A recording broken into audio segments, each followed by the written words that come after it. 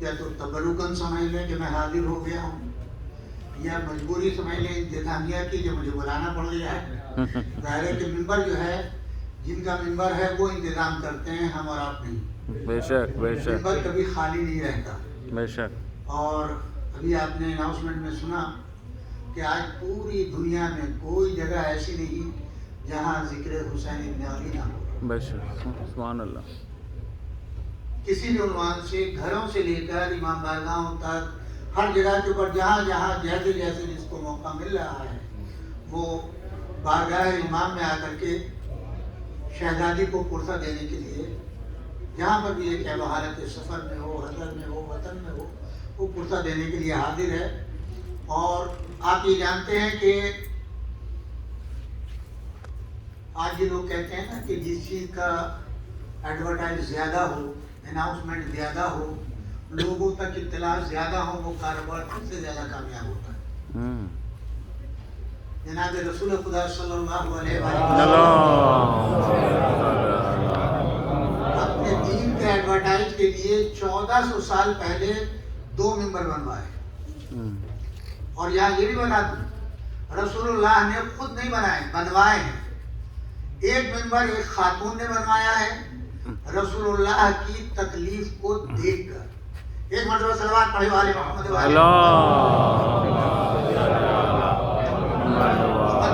میں بتا دوں، حضور جب مائگریٹ کر کے مدینے میں تشریف لے آئے تو شہر مدینہ کے باہر آپ کا قیام ہوا، جو مسجد قباء ہے وہاں کے اوپر۔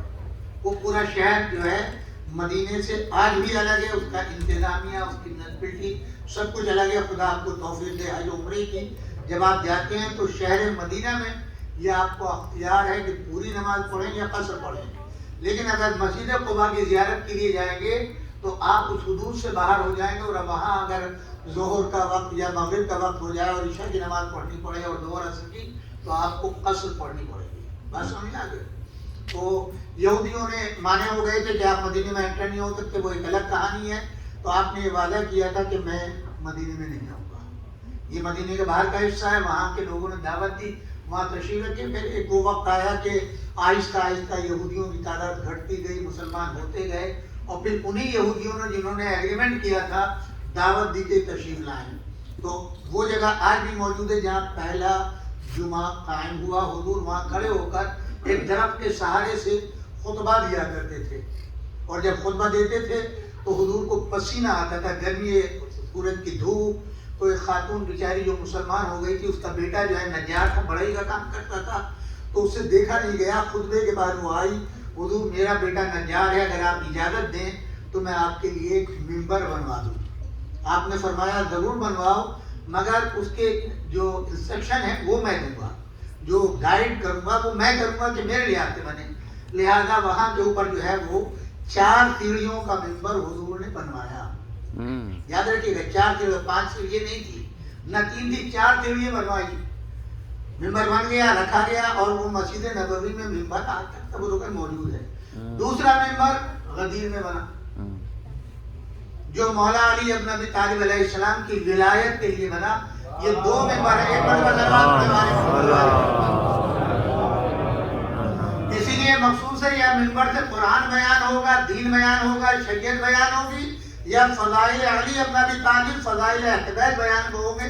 بقیہ کوئی دوسری سیاست ممبر سے نہیں چلے گی، یہ مخصوص ہے۔ اسی لیے امام حسن علیہ السلام نے ایک موقع کے اوپر جب خلیفہ پر بیٹھ گئے ممبر کے اوپر اور امام چھوڑے گئے ہیں، تو آپ نے فرمایا میرے باپ کے ممبر سے اترو، جہاں تمہارے باپ کا ممبر ہو وہاں جاؤ۔ تو اب یہ روایت ہے، بہرحال انکار کر نہیں سکتے ہیں کہ انہوں نے کہا کہ شہزادے یقیناً تمہارے باپ کا ممبر ہے، میرے باپ کا کوئی ممبر نہیں ہے۔ تو یہ ملکیت ہے اہل بیت اطہار رسول اللہ صلی اللہ علیہ وسلم۔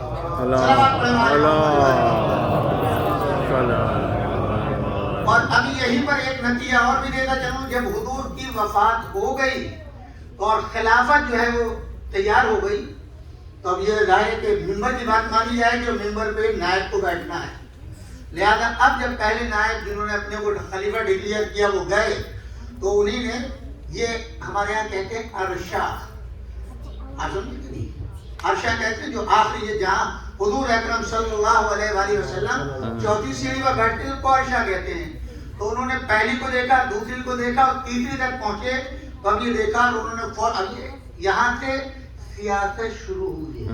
یاد رکھیے گا اپنے ذہن میں میرے اس جملے کو، انہوں نے کہا کہ حضور بیٹھتے تھے اوپر، لہذا ان کے احترام میں وہاں نہیں بیٹھوں گا۔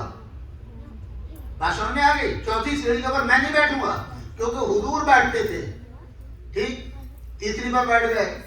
جب ان کا انتقال ہوا تو دوسرے خلیفہ آئے، انہوں نے کہا پہلی دوسری، جب یہ تیسری کے اوپر بیٹھنے لگے تو انہوں نے کہا کہ نہیں، اوپر چوتھی پہ رسول اللہ بیٹھتے تھے، تیسری کے اوپر خلیفہ اول بیٹھ چکے ہیں، یہ بھی احتراماً نہیں بیٹھوں گا۔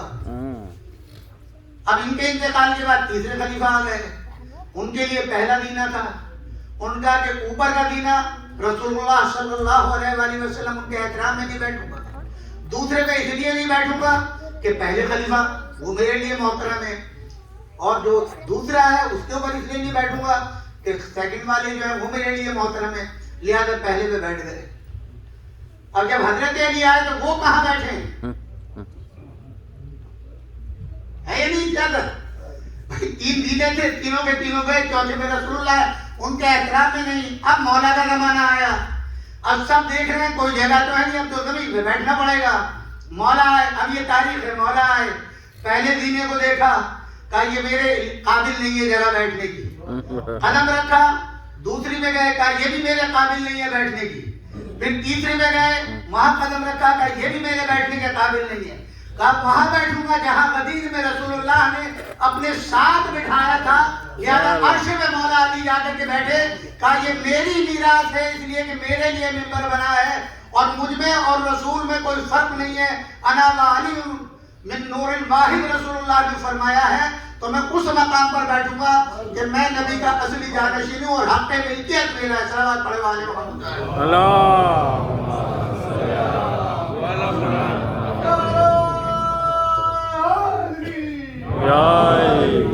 بہرحال ہمارے لیے جو بھی امتی ہے جس نے کلمہ لا الہ الا اللہ پڑھ لیا، اس کے لیے قابل اعتبار دو چیزیں ہیں، ایک قرآن مجید جو اللہ کا کلام ہے، اور ایک سیرت رسول حضور اکرم صلی اللہ علیہ وآلہ وسلم۔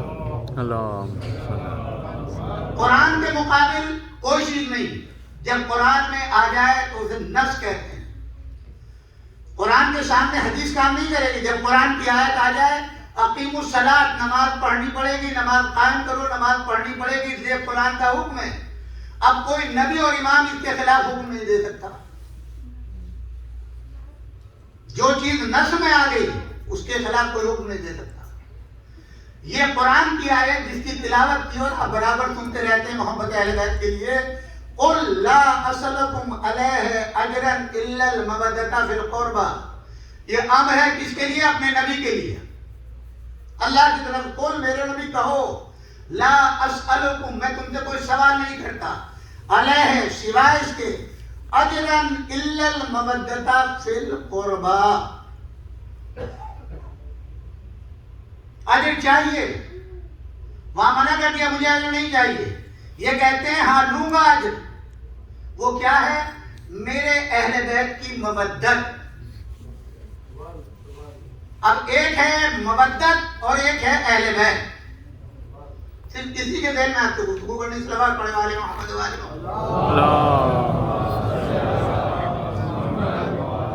میں نے اردو زبان میں ترجمہ کیا مودت کا محبت۔ خود لفظ محبت جو ہے وہ عربی ہے، محبت جو ہے وہ خود عربی ہے۔ اگر اللہ کا مقصود محبت کرانا ہوتا تو پھر لفظ محبت آتا، مودت نہ آتا۔ اس کے معنی ہے کہ مودت کچھ اور شے ہے اور محبت کوئی اور شے ہے، دونوں میں فرق ہے۔ محبت جو ہے وہ کم بھی ہوتی ہے، زیادہ بھی ہوتی ہے، اتفاقاً بھی ہوتی ہے، وقتی بھی ہوتی ہے، حادثاتی طور پہ بھی ہوتی ہے۔